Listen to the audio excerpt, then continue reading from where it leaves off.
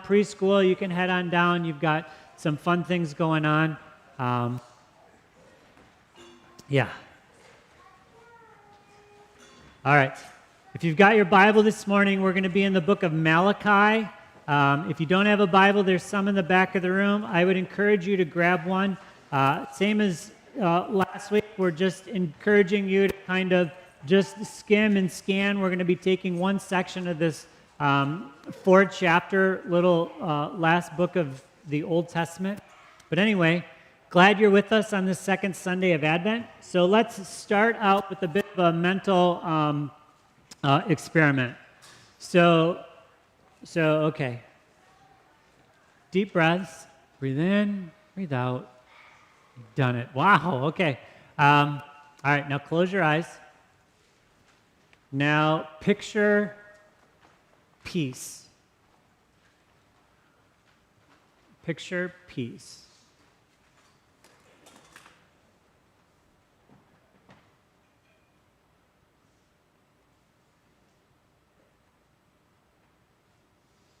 Got it? Got your mental picture? Okay. Thanks for coming. See you next week. Okay. Now, not to the room, but to someone around you, what did you picture when you pictured peace? When you imagined peace, what did you picture? Talk amongst yourselves. You could, if you don't know whoever you're around, we could even do it like peace to you, right?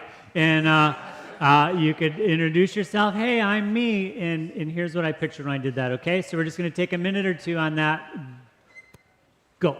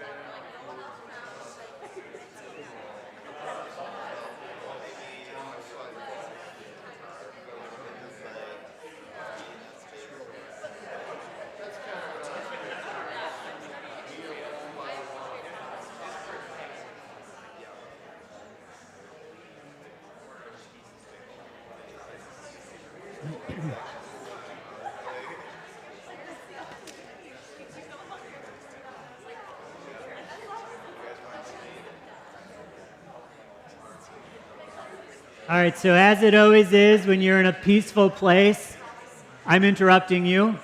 So did everyone get to share? Did anyone not get to share with your group or the people around you? Because you can have the whole room if you want. Okay. All right. How many pictured somewhere that's in your actual life? Like it's at home, or it's in your car driving, it's shopping, or anyone picture an actual place in your actual life? A few, right? Okay. How many pictured somewhere that you've always wanted to be, or like you've never gone, but like that's the place I would want to go? ChatGPT, show me where right? Or, okay, how many, the place you pictured, maybe it's not your home or whatever, it's not a place maybe you want to go that you've never gone, but it's more of just a place that, well, actually that's not going to go anywhere. Okay. How many of you pictured being by yourself? Right? No elbows to the person next to you. Of course you were with me. Right?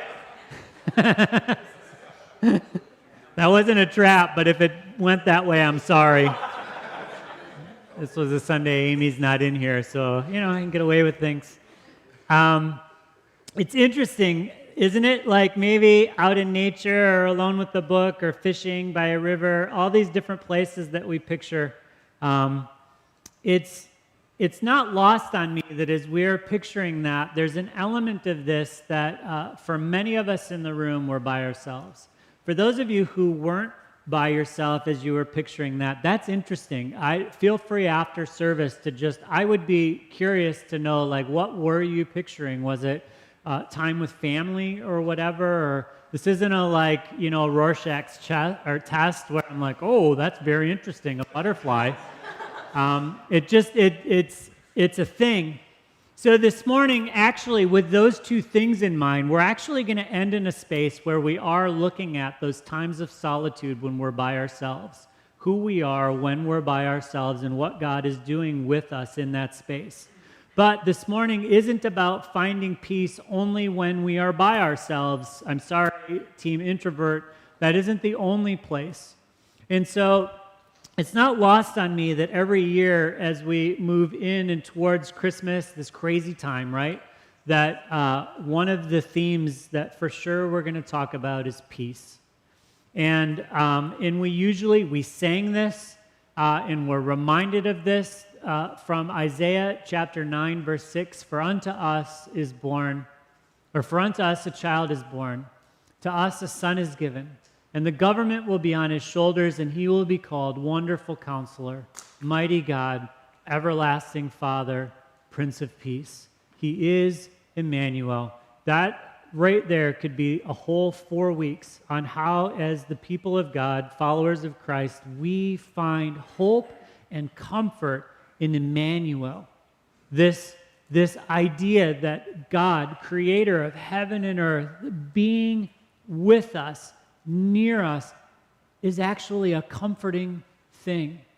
I don't know about you, I'm not the biggest guy in the world, and when I get around, like going to a herd game, and you get up close to those ball players, or a football or whatever, you get around somebody who's chosen to lift heavy things with life or whatever, like, that's intimidating to me. Like, man, you could snap whatever you wanted to snap right now.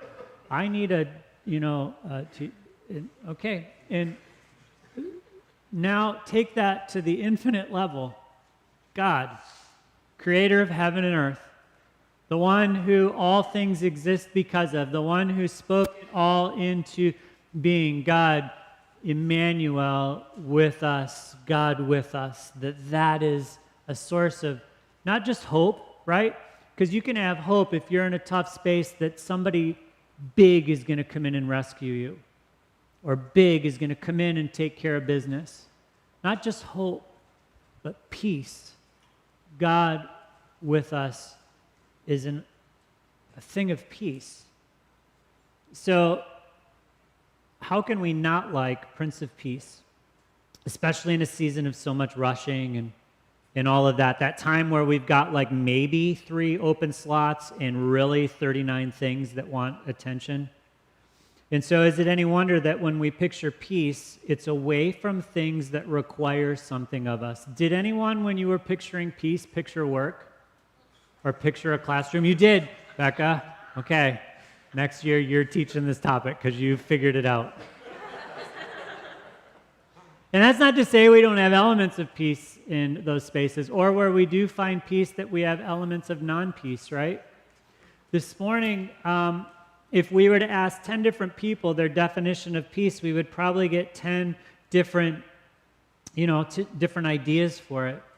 It's the tension of life. It's something we long for, but how do we get it? And what is peace anyway? And so 10 different people, 10 different answers, but it's probably all going to circle around this similar idea that peace is the absence of conflict, of just let the fighting go down, or turn down the volume, or a ceasefire. And it's maybe peace is the ringing of the bell at the end of the boxing round, and both fighters go to their respective corners, and they're beaten up, and their eyes swollen, and they're out of breath, and the trainer's kind of toweling off and give them some water so they can spit it into the thing. And maybe that's the image you have of peace, of being that fighter and just sitting on that stool just for everything you can, trying to catch your breath, because maybe there's another 5, 10, 29 rounds to do. And see, the biblical idea of peace, it's deeper than just not fighting. We talk about this all the time, and so hopefully this isn't new to you. The Hebrew word, or one of the words that's often translated as peace, is the word shalom. Shalom is not just the absence of conflict, but the presence of wholeness and harmony. Life as it should be. I always say it's everything in just the right intended place, or just the right intended time, or just the right intended way. It's actually, peace is the kind of physical representation of wisdom, isn't it? The right thing at the right time in the right way for the right reason. And that is shalom. Shalom, we have those moments where we feel it. Everything is in its right place. The meal is coming together at all just the right time for the first time for you, and this is coming out of the oven right when that's ready, and everyone arrived on time, and you're not going to have to figure out how to keep it warm for a while and not get too dry, right? Or at work, you order the part, and you're not quite sure if it's the part. You hope it's the part, and when the part comes, it's the right part. Just the right part for just the right thing at just the right time. We have those feelings of shalom. Or maybe as you're driving around, you find yourself in a space where it's just right. We catch glimpses of this. It's a much deeper thing than just the absence of conflict. But let's be real, absence of conflict, most of us, we would just take that, right? I'll take that. Like this, that sounds great. I'm going to write that down. I'm going to remember that. But man, if I could just have not fighting for 10 minutes, I would take that. I would take that. So this morning actually is a pretty difficult text.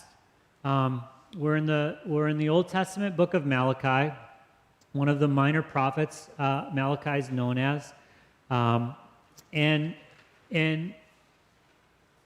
well, maybe you have, but maybe you haven't spent time in Malachi.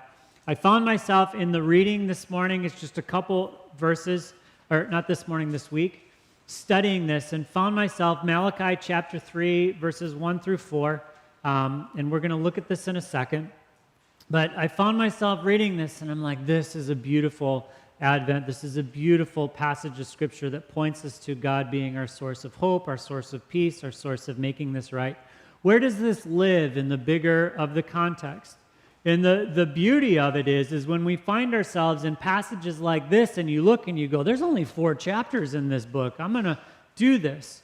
And so this week I found myself reading multiple times, not just our reading and what's going on in this, but then pulling the camera back and going, what's going on in Malachi, which sounds a lot like the word for God's messenger.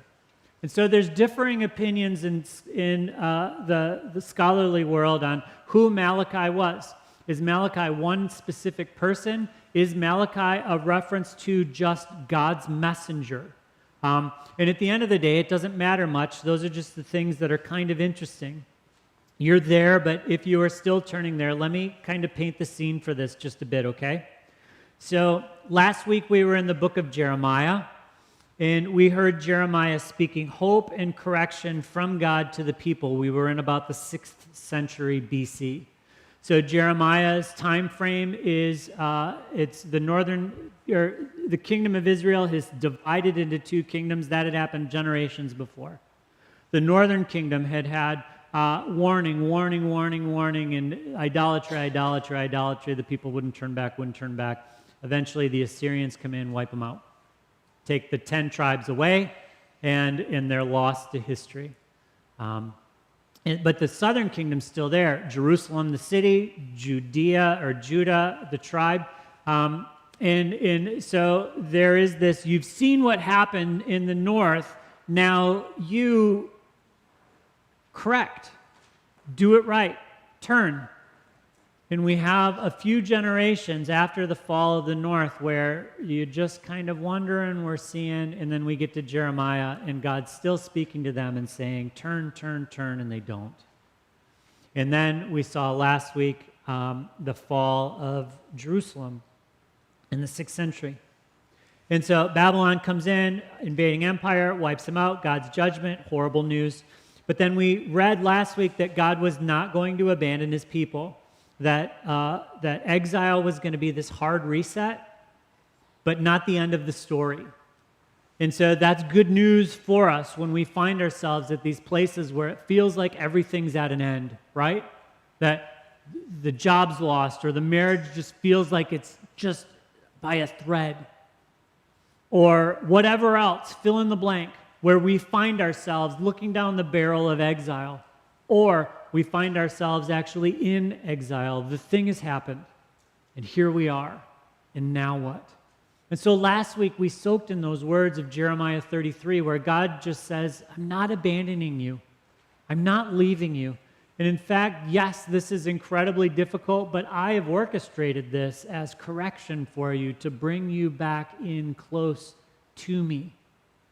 And so then the story arc of Jeremiah goes, and Jeremiah speaks to the people. He's like, hey, 70 years-ish, you're going to be in exile, but then God will return you. He'll bring you back to the land. And so the city's destroyed, yes. The temple is destroyed, yes. But those things are going to be rebuilt. And so the waiting for return began. Fast forward 70 years, the Babylonian Empire falls, the Persians are on the rise, and then they make it possible for God's people to return to the land. They return. They begin to rebuild their homes. We see this on the news even right now, right? Ceasefire happening in the Middle East. Families that have been pushed out because of conflict that they didn't choose are beginning to move back into spaces. And it's interesting that news story after news story that I'm hearing, not just the words of the people, but even like these reporters are saying the difficulty is what they're going back to. Many are going back to nothing, or they think they're going back to a home and the home's gone, or whatever. This isn't about right, wrong, whatever. It's just the brutality of conflict, the brutality of war, the brutality of exile, the brutality of conquest. And so here come back God's people into the promised land, and they do what folks do. Remember, the promise was the city's going to be rebuilt, the temple's going to be rebuilt, and what the people actually do is they rebuild their homes, which is fine. God wasn't like, so come back and live in rubble, fix the walls, fix the temple. Of course you're going to rebuild your home. Of course you're going to rebuild your life. Of course you're going to get back and see what's there and all of that. But see, they stopped with rebuilding their homes and rebuilding their lives. And you can read this in Ezra and Nehemiah in this kind of tension and this thing going on. They've returned from this period of waiting. They've finally come back to the place where they were looking at for over 70 years, saying, if we can get back there, then everything's going to be right and everything's going to be good. Now, from that point where that happens, we're about 100 years, give or take, from the return to Jerusalem to the messages of Malachi. So we're 400s late, whatever, we're later. Everything should be great. Everything should be fine. And here's our text. I will send my messenger who will prepare the way before me. Then suddenly the Lord you are seeking will come to his temple. The messenger of the covenant whom you desire will come, says the Lord Almighty. But who can endure the day of his coming? Who can stand when he appears?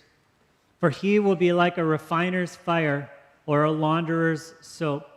He will sit as a refiner and as a purifier of silver, and he will purify the Levites and refine them like gold and silver. Then the Lord will have men who will bring offerings in righteousness, and the offerings of Judah and Jerusalem will be acceptable to the Lord, as in the days gone by, as in former years. So this is the message that's being given to the people about 100 years or so after they return to the land, rebuild the city, rebuild the temple, rebuild their lives. And this feels like a hard message, right? This gets us into that space that we looked at last week. When you see a prophetic passage or when you read this text, what do you see? What are you looking for? And how are you looking? Anyone, when the first verse of this, Malachi 3:1, does that ring a bell or light up anyone's imagination, immediately pull you into a different part of the biblical story? That sounds a lot like the things that the gospel writers say about John the Messenger, John the Baptist, right? I'll send one ahead who's going to prepare the way. It's a different passage, but it's also this passage. This is a theme that God is speaking to his people. I'm going to send a messenger to prepare a way. It's not wrong for us to have our imagination jump into the New Testament and go, that's John the Baptist. Or to look at a footnote and say, this is pointing up there. And for sure, that's one way to read the passage. But there's something more going on here than just God leaving like cookie crumbs in history that we later on get to pick up from history and go, here's where it makes sense. Here's how it applies. Here's where it's hopeful. Here's where it's... See, when Malachi was speaking these words to those who were living, breathing, well, they were words of challenge and hope for them, along with making fullest sense for John, along with being words of hope for us. So, before we see it, before we see and just jump straight to Jesus or jump straight to John the Baptizer, we sit in the 500s BC. You can read those histories again in Ezra and Nehemiah if you want. The people return, but they don't immediately rebuild the city or the temple. They focus on their own lives, their own homes, on their own, which is fine. Hear that. Which is okay. But it's not the end of the story. See, they don't finish up at home and then pivot to the walls of the city. They don't finish up at home and then pivot to rebuilding the temple. For 70 years, they've been saying, when we get back to Jerusalem, when we get back to the Promised Land, when we get fill in the blank, then it's going to be right. And then there they are in Ezra and Nehemiah. It's not. It's not. And so the promise that God gave through Jeremiah and others was, I'm going to return you and I'm going to restore you. I wonder, were they just sitting there on their hands going, okay, God, so do it. Do what you promised. Because you're God and here we are and that's awesome. Or if it was just a little more what happens probably in our lives as well. We just get busy about our lives. And there's things to remodel, and there's work to get done, and there's kids to raise, and practices to get to, and more practices. And then before we know it, it's been seasons and seasons and seasons. The difficulty of this, Tim Mackey says, is the overall impression you get from reading the book of Malachi is that the exile didn't fundamentally change anything in the people. Their hearts are as hard as ever. Ever find yourself reading one of the texts or hearing one of the things, or even this morning listening to this going, what is going on? How could they be so callous? Or what is going on? Why this wash, rinse, repeat, wash, rinse, repeat? At some point, somebody's going to get this, right? At some point, somebody's going to... And there are glimmers of hope along the timeline, along the story. We do have a King Josiah who's a reformer. We do have the prophets and those who are speaking or whatever. But in reality, it's this, just because they were in exile didn't mean there was anything fundamentally that changed in them. Now, it'd be tempting to read Malachi 3:1 and just stop. Just read Malachi 3:1. This is the Christmas story. It's positive and encouraging. Give the people what they want, is what part of me says. But see, the myth of this is, the myth that we each carry is if I just get fill in the blank, everything will be right in my world. If I just get fill in the blank, everything will be right. Now, this isn't to poke fun at what you pictured when you pictured peace. But let's be real, we also spend a lot of times in our make-believe worlds in our heads that sometimes are in parallel with our actual life, but oftentimes are actually just an escape from our real life. And so those things that we pictured, I wonder for how many of us carry that myth of if I just get fill in the blank, everything will be right in my world. I told these guys that like my mental picture was sitting next to a lake, backpacking. I'll let the family come, but really I was by myself. Oh, that would be so relaxing.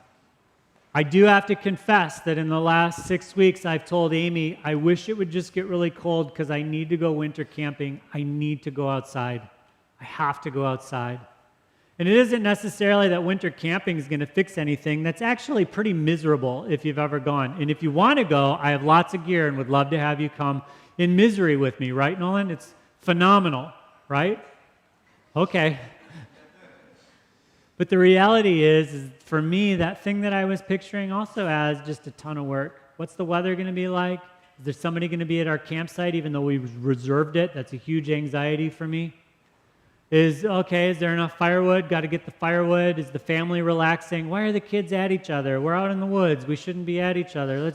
And so I have this picture of if this would happen, then all would be right in my world. And then the reality is when I get there, and see the problem of that is because the peace is circumstantial. It's bound to the circumstances. At best, it's fleeting. At worst, it's unattainable. And so for those who were in exile waiting to come back into the promised land, it was year after year counting down. I don't know if they had a paper chain, probably not, but if they did, at the turn of each calendar year, rip off one more. And then here we are, 70 years, and we have Daniel going, wait a minute, we're pretty close to the end of this thing. That's great news. And then kicks things into gear with prayer and trusting the Lord and all of that. And so there was an expectation of when this happens, it's going to be awesome. But see, exile doesn't fundamentally change anything in us. Not by default. And so that's how we can find ourselves in incredibly difficult scenarios and even weather through them and look back and go, I actually don't know if I grew. I actually don't know if I changed. I actually don't know if I'm more mature. I actually don't know if I'm more trusting. I don't actually know if I'm more loving or forgiving or grace-giving. I don't know. Because see, the difficulty, although it is a chamber for growth and refining and scrubbing, Malachi uses as metaphors for us, it's not a given that that will happen. And so that's how you can have someone go through something and someone else go through something pretty similar to that and have one person be unchanged and the other completely changed.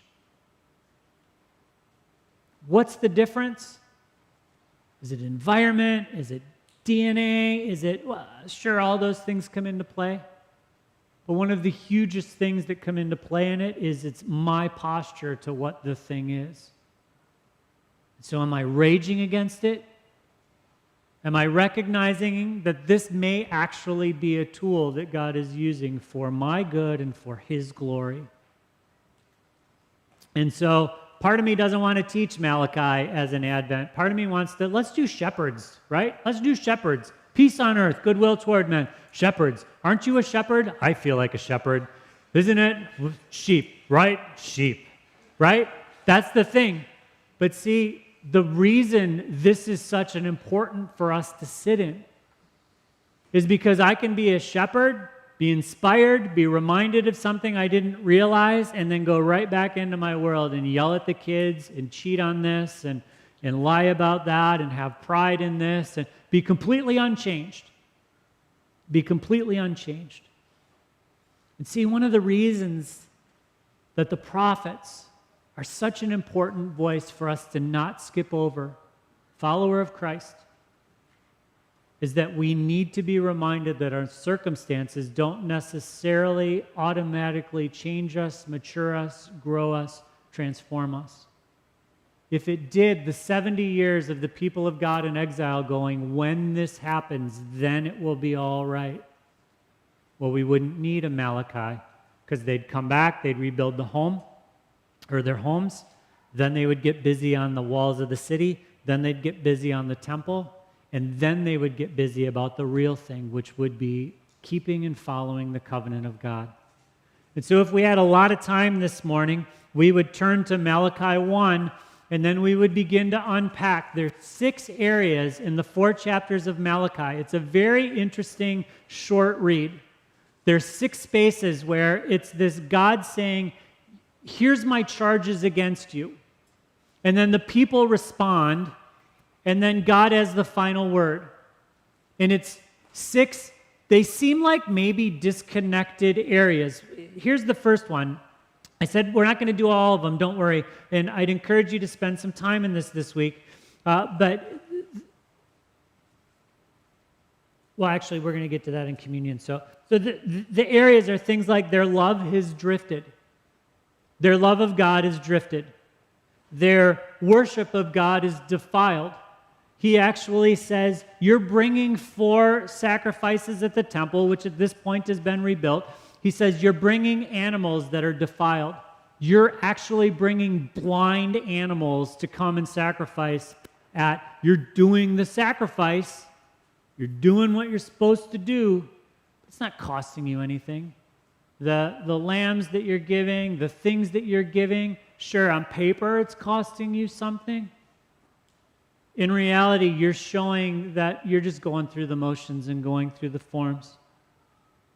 It says your worship's defiled. The Levites, the ones who are in charge, who are supposed to be steering and leading the people into worship of God and right ways of God, in a culture where not everyone had the book of the law, the Torah, the prophets, in their hands that they could read them day after day after day, where the ones who were the readers of that, they were corrupt.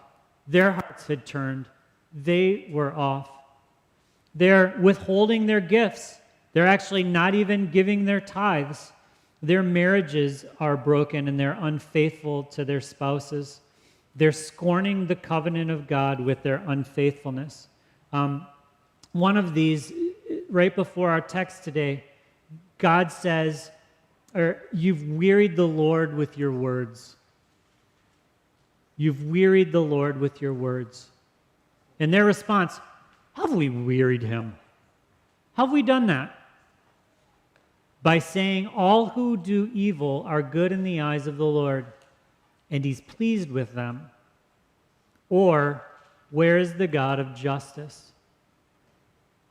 So there's 2 things in this, and we're not going to teach through each one of these challenges, responses, and then last words, but this one to me really cut to the quick, because I think the church in the West needs to hear this. We have gotten really good at being excited about having a voice into places of power, and in order to keep our voices in the places of power, we have looked at those who are evil and said they're good.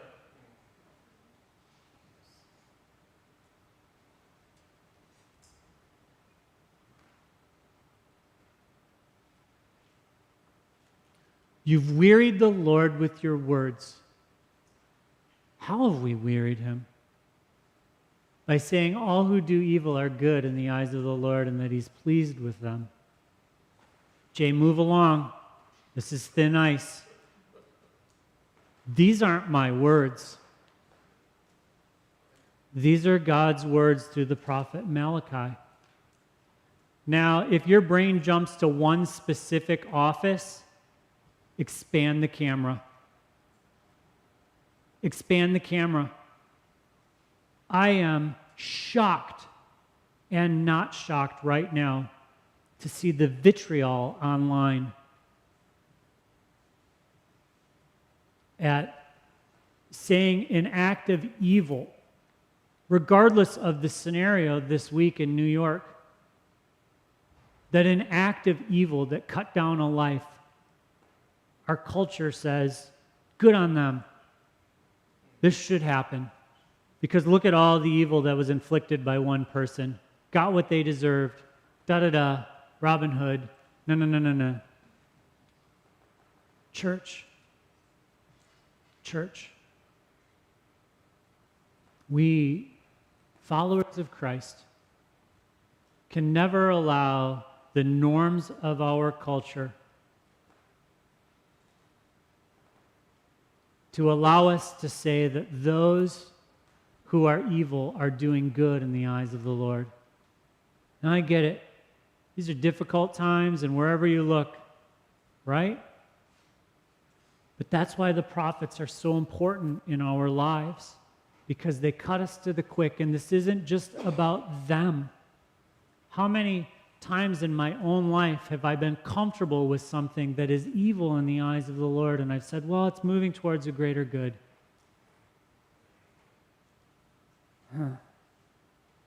See, and then the other thing that he says here in this, and this isn't just about one office or one scenario. We all have those areas in our lives. Well, I'm just going to fudge this just a smidge. What difference does it make if I AI write this or if I write this? Even though the assignment is I write this. Or whatever, right? Right? Because it's small slides. But see, the other side in this is actually just as important, but it feels like it's in a different space on this. Now, this morning, we are going to end in good news. This isn't an all beat up, okay? But we need to hear the voice of the prophet. We cannot call those who are evil. We cannot rebrand evil into good. That's the very thing that God was so angry with them for.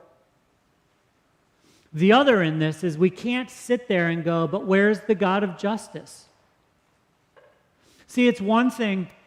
This is actually two of the same thing. Because there are some who say, well, that act or that person or that whatever, yeah, it's bad, but what's anyone else doing? What's anyone else doing? At least they're doing something. And I've said that. And maybe you have or you've thought it. See, this is the same thing. The where is the God of justice is the I'm going to wink and nod, turn a blind eye to that because at least something's happening. Because it sure doesn't feel like God's doing anything. Where is the God of justice? That actually doesn't feel like it's defiling God that much, does it? Like you're just asking a question. Like I'm looking around and there's poverty and injustice and there's where is the God of justice? See, that's a fair question, and it's fine for us to sit in the tension of that. It's the space of waiting, right? It's why the next verse is what it is. But when our where's the God of justice leads us to go, but those who are evil, they're not so bad, and God's actually blessing what they're doing. Whoa. And so I need to be so careful in that because it's so easy for me to see that outside of myself and not inside of myself. And the danger of prophets is always reading them for other people. I wish so-and-so would read that. Oh my word, how could they have never read that? Moving right along. No, how have I done this? Because I do. And see, I hope for you, there's never a Sunday where I'm throwing myself under the bus. I hope you know what I'm doing. This isn't just me. It's you. And the point of soaking and staying in the prophets, it's not just so that we can jump and go to, well, did you scan it? Did you see the next verse? I will send my messenger who will prepare the way before me. It's not just so that we can read that and go, oh, good. It's like get out of jail free and you land on Go, and I don't know about your house rules. In mine, you get the $200 for Monopoly. You're all with me, but I don't know. I don't know about you. When you read a passage of prophecy and it has all of the rings of the Messiah, I don't know about you. I want to go, good, this leads me to Jesus. I know Jesus. The danger in that is when I'm not letting that prophet cut me the way God wants me cut. Because, see, I have broken bones, and some of them I've tried to set myself, and they're not set right. And no matter how glad I am they don't hurt anymore, they're not set right. And I need the physician to reset them. And that hurts. It hurts. And so there's an element of Malachi that's actually so incredibly difficult. So pull the camera back into the biggest space. How has your love drifted? How has your worship become defiled? How have you withheld gifts? How are you unfaithful to those that require your faithfulness? How are you scorning the covenant? Jay, that's harsh.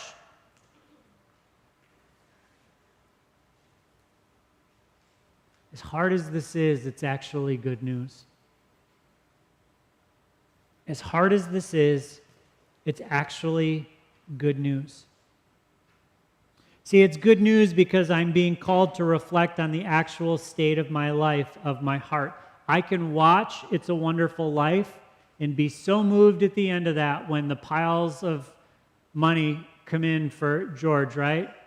And then go right back into my normal day.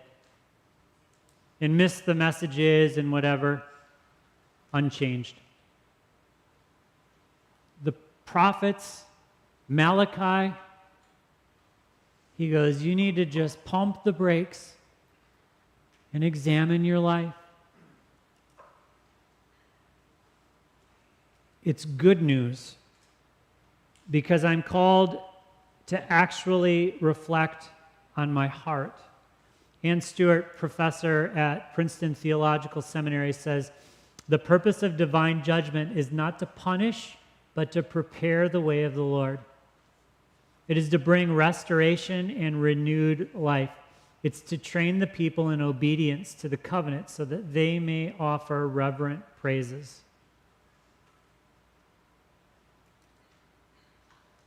Honest reflection of my heart.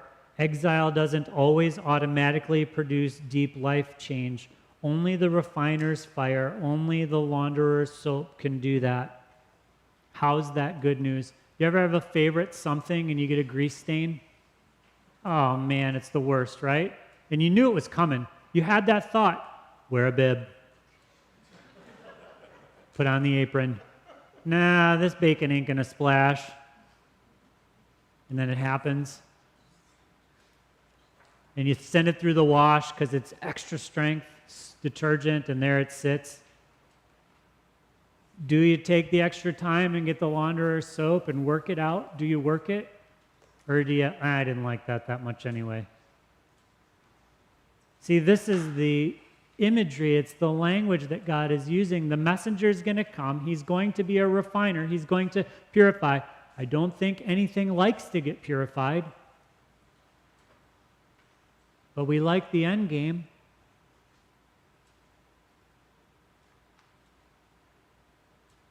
How is this good news, Jay? It's good news because our peace is not contingent on circumstances. It's not dependent on me getting my fill in the blank. The lie of our culture is if you get fill in the blank, then you will get what you're hoping for, needing, wanting, feeling like you don't have. For 70 years, this was God's people in exile. If you return to the promised land, if you get Jerusalem back, if you rebuild the walls, if you rebuild the temple, if you are living in the homes of your ancestors, then you will Restart worship, restart sacrifices, live the covenant, do what is right, take care of the orphan, the fatherless, the poor, the widow, the illegal. And the reality is that when they got that, for the bulk, it didn't change anything.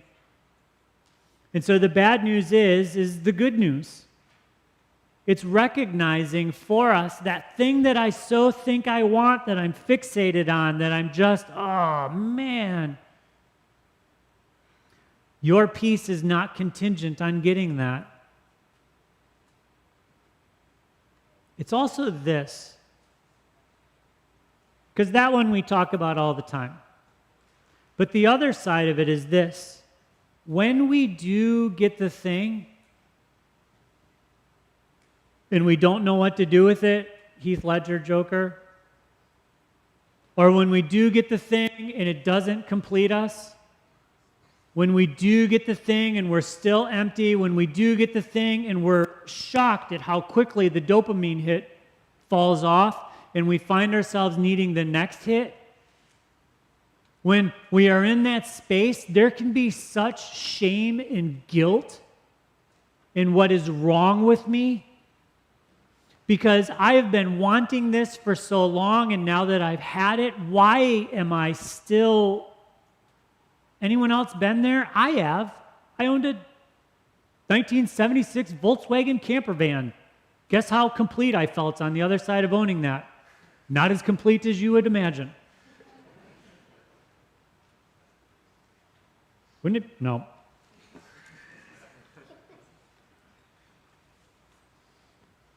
But we can let go of the lie that such and such a thing will complete me, because it won't. There is such freedom in that. It's not that we don't get anything. It's not that we don't long for anything. It's not that we don't want anything. Hey, that thing of peace you were thinking about, flush it down the toilet. It's worthless. Maybe a couple of them were. But it's also recognizing that thing that I think is going to bring me peace, it's not, because I'm still there. And if I don't have peace, I don't. And it's not some outside, acquired, consumed, eaten, slept with, whatever thing that's going to give me peace. It's a refiner's fire. It's a launderer's soap. Ann Stewart goes on. She says, Malachi's proclamation may strike a discordant tone with our Advent expectations. Our preparations are often informed by pastoral images of sweet baby Jesus that's just fun to say, surrounded by choirs of angels and placid sheep around the manger. You can always tell when it's a quote by somebody else and not Jay's words, right? Placid. Haven't said that this week. Jesus brings serenity, peace on earth, and goodwill to all. That is true. But while we can affirm that the coming of Jesus Christ, the Prince of Peace, is good news of great joy for all people, this does not mean that Christ's presence demands nothing of us or leaves us unchanged.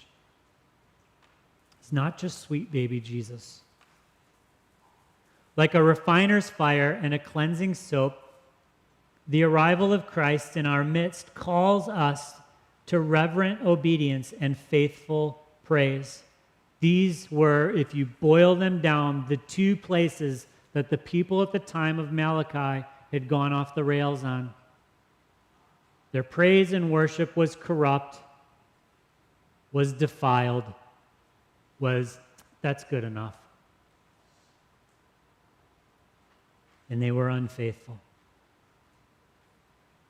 The good news is indeed that we will not be left unchanged, but will be reformed and refined to become like Christ. Anne closes and says, the prophet raises a challenge for each of us. As we proclaim Christ's coming with Advent expectation, the promise of Christ's arrival should prompt us to self-reflection and even make us uncomfortable. Are we ready? Are we ready? The hard thing about this is that it is at the same time the threat of judgment and the promise of restoration. It is both. The arrival, the advent of Christ, then and to come, because he is returning, is both good news and terror. It is the day of the Lord. It is a thing longed for, and it is a thing to be feared. It is exposing. It is challenging. It is demanding. The good news in all of this, though, is that he has come. He is setting things to right. He does invite us into right relationship with him. And so this morning, as you are pondering, as you are reflecting these areas, how is my worship? Is it defiled? When is the last time I read and studied Scripture? When is the last time I actually spent time in prayer, not just prayed when I put the kids to bed or whatever? How is my faithfulness? Am I saying what is evil is good because I like the end result? Am I impatient with God? What is the prophet exposing in me? The good news is that Jesus is the refiner's fire. He is the launderer's soap. You don't have to fix it yourself. You don't have to wait for that experience or that encounter or that fill in the blank to have things beginning to be set to rights. Jesus himself. I will send a messenger. Good news. He's sent. May we receive him and be changed because of it. Merciful God, who sent your messengers, the prophets, to preach repentance and prepare the way for our salvation, give us grace to observe their